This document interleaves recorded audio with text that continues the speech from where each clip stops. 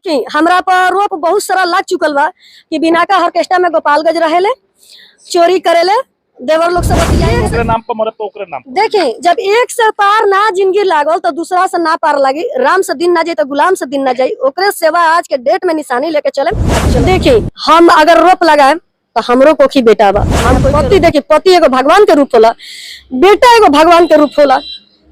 जितना दरस उनका माई पोसले बड़ी उतने दरस हम भी पोसत। बाकी उनका माई में कमी बा कि हाँ एगो हम जाना से शादी तोर कोई तोना के तोरा ना भावल तो ते अपना मर्जी से कैले बड़े तो घर से निकल। चलिए, महिला कहीं ना कहीं भारतीय संस्कृति में एक दुर्गा का रूप होता है और उसके सामने अगर अपने आप पे आ जाए तो बड़े बड़े बलवान को मिट्टी में मिलाना मात्र चंद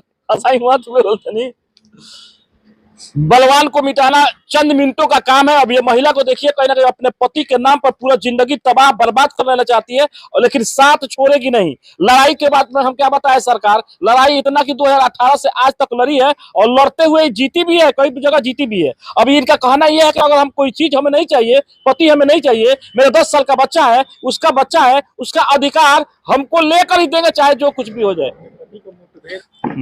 माई बाप के फर्ज बनता ताकि माई बाप जब नालायक बा तब बेटा बेटी नालायक हो। अच्छा एगो सवाल हमारे पास है, पहल के दिन जो शादी करे जाता तो 1 लाख रुपए का डिमांड करता रहा, डिमांड कर जो शादी करके लेके आओ तो सुहाग रात के दिन ही मारपीट करके जाकर बथान में जाकर सूत जाता, बथान में सूत तो वो तू बर्दाश्त करता, बर्दाश्त कर ले। अच्छा 2018 से अलग रहता तो वो बर्दाश्त करता, पति दोसर बियाह कर लेता तो बर्दाश्त बर्दाश्त सौती के संगे रहबे न करे तो दोसर बियाह काहे तू अपन कर ले काहे हम दोसर बियाह कर ली।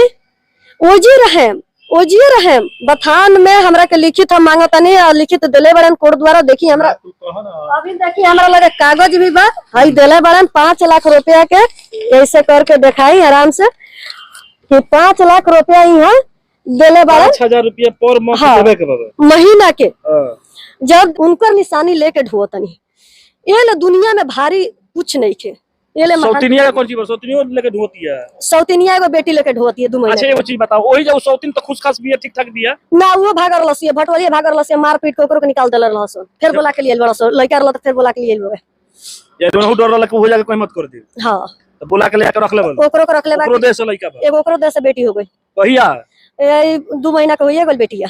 ए भाई भरी भइला। हां ये घर भलिया। अब एगो सवाल बनता है, 2018 से बार 22 से केस लड़ता रू तो पालन पोषण आर्थिक स्थिति कहां पर और की कहां से पैसा आवे? देखी आर्थिक ये बा कि हम जब हर बाप माई हर पापा के गइला हो गल 3 बरस हमरा के छोड़ के दुनिया से चल गइलो, बस हमार पापा चल गनी दुनिया में नहीं कि सड़क के राजा बनी हमरा। माई चल गई 7 महीने में छोड़ के, वो दुनिया छोड़ देली, वो दुनिया छोड़ देली। भाई भौजाई कहिया ले ढोई भर पेट खिया दी बा कि हमरा बेटा के भविष्य कोई नहीं के बना सकत। भाइयों भौजाई को दिन खियाई वो ताना मारे लगी, ताना मारी कितनो करम बाकी उताना मरबे करे। तो ओस बढ़िया अपना बेटा के लेके हम अपना स्कूल में आधा बेरा डीपीएस में आधा बेरा रह के खाना बनाई ना, आधा बेरा अपना सिलाई के काम करी ने। अगर हमरा ज्यादा काम मिल जाला तो हम रात के सुतबो ना करने सिलाई के वजह से, ये सके हम अपना बेटा के ऊपर हम बढ़ाई। जब पति नालायक हो जाए तो माई नालायक नहीं हो सकत, कैसे ना कैसे माने पूरा जिंदगी अपन ओकरे नाम पर जिए के बा, ओकरे नाम पर जिए के, ओकरे नाम पे जिए के बा, ओकरे नाम पर जिए के बा, ओकरे नाम पर मरे के बा। बाकी हम गलत कदम जैसे वो उठाइले बा तैसे हम नहीं उठा सकत। अपना पापा के अपना मम्मी के कभी सक पगड़ी नहीं झुका सकत। अच्छा एगो सवाल पर आरोप लगेला कोई भी सामान चुरा के लेके आइल बनी, बिना का ऑर्केस्ट्रा में रहल बनी, एमे कहां तक सच है? जैसे कि हमर घर में देवर 2 जना बालो, पर्दारी में देवर बालो, तो जेकरा रही हलाई ना तो बोली कहां से? ससुर भसुर से कोई बोले जाई, देवर बात तो बोलबे करी तो बोलबे करम।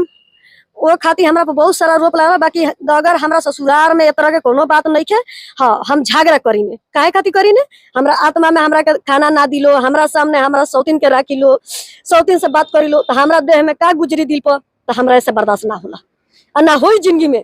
सहारा भी क्यों नहीं, माई बाप दुनिया छोड़ दला, माई बाप हमरा छोड़ दला, हमरा दुनिया में कोई अब सहारा नहीं के।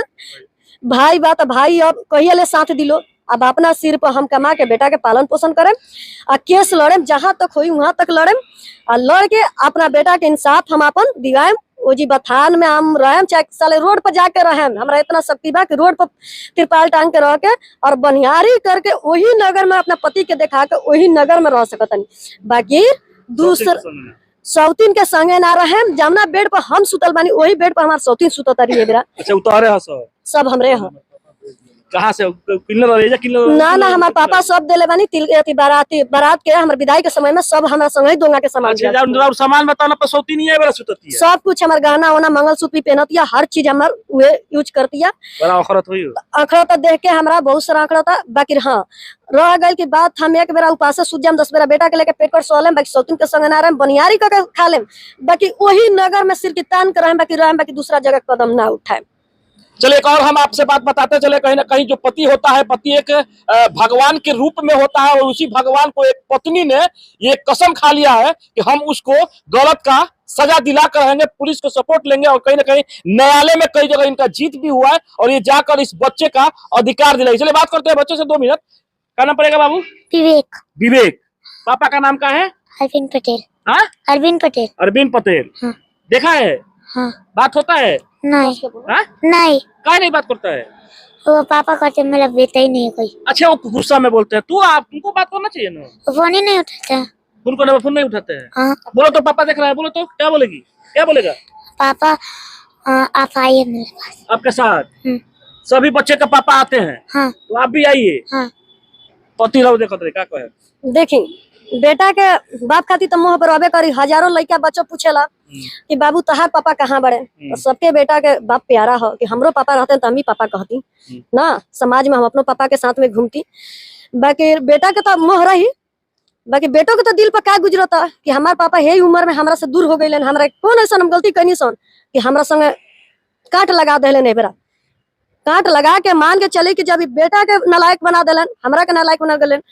एगो तो औरत घर में लिया के रख दिलन कविता के ओकरो बेटी जन्म लेहलस बेचारी ओकरा में का गलत रहे वो लड़की में गलत क्या बाटे वो लड़की के भगीस खा गई कविता वो बच्ची के भगीस खा गई। कविता के वो गर्लफ्रेंड रहिया पहले। हां उनका बियाह भइल लेकिन ना भइल ना वो भागा रही एगो एथी के संग का भागा भगवल कोई भागा के मतलब का भइल इनका संग भागा रही ना वो पहले भागा रही मलाह के साथ है। हां मलाह के साथ भागा रही है जमे जे कि उनकर भाई एगो बियाह कइले बा चमन से भगा के दिल्ली में रखले बा। उनका बाप के नाम है कविता के बाप के नाम है सुरेंद्र पटेल और सिहोरवा घर है उनकर तो इ लव मैरिज कइले बालो तो ठीक बा कैलस लो बाकी रह लड़का पैदा कइलो बेटी तो भइल जैसे हमरा बेटा के डर के ठोकर खाता हमार तो बेटा के पोस पाल के बेटा कहीं का मांस खा सकता हमार जिंदगी पार लगा सकता बाकी जो लड़की एगो पैदा ले ली है वो लड़की के का गुजरी ना कविता के समझ में आता ना अरविंद के समझ में आता। कविता सौतीन है। अच्छा एक चीज बताइए सौतीन तो बड़ा नफरत पर सौतीन देखे के नहीं चाहत सब कुछ स्वीकार कर ले लेकिन सौतीन स्वीकार ना करे सौतीन और वीडियो देखत रही सौतीन का हम ये कहे कि देख तू गलती कैला बारू तो सजा तहार खुद हम दिवाएम दोनों जना के दिवाएम इनको के ना बख्शेम।